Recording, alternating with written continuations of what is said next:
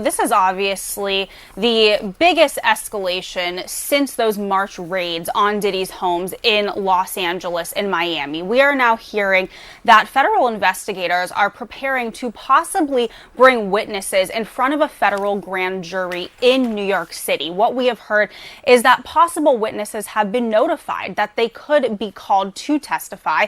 Now, sources do caution that investigators are still in the process of gathering information. In fact, they are still calling in new witnesses, and they have called in some witnesses multiple times. We also hear that the majority of the accusers who have filed these civil lawsuits against Sean Diddy Combs have been brought in for questioning, and again, some of them being called in numerous times. We hear that many are cooperating and even handing over evidence that they feel could be relevant into this federal probe. Now, a spokesperson for Homeland Security did not respond to our request for comment about the presence of a grand jury, but they did confirm that this investigation is presently ongoing.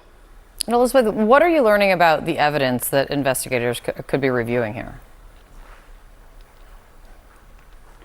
So, as I mentioned, those federal raids that were conducted on his homes back in March, obviously a lot of people wondering what was seized. Well, we are learning now that federal investigators are in possession of video footage that was taken inside of Combs's residence. We hear that these investigators have been contacting individuals that they have seen on this footage. One person, in addition to the accusers who have filed these civil suits, is a male sex worker. That is what a source tells me, and that they have been brought in for questioning through these federal investigators. Now, when the raids first happened, we had a law enforcement source tell us at CNN that the investigation was largely based in sex trafficking, which is what HSI specializes in. Now we are hearing that that scope has been widened and that investigators are really looking into all of these claims put forth in these civil lawsuits. That would include not just sex trafficking, but also money laundering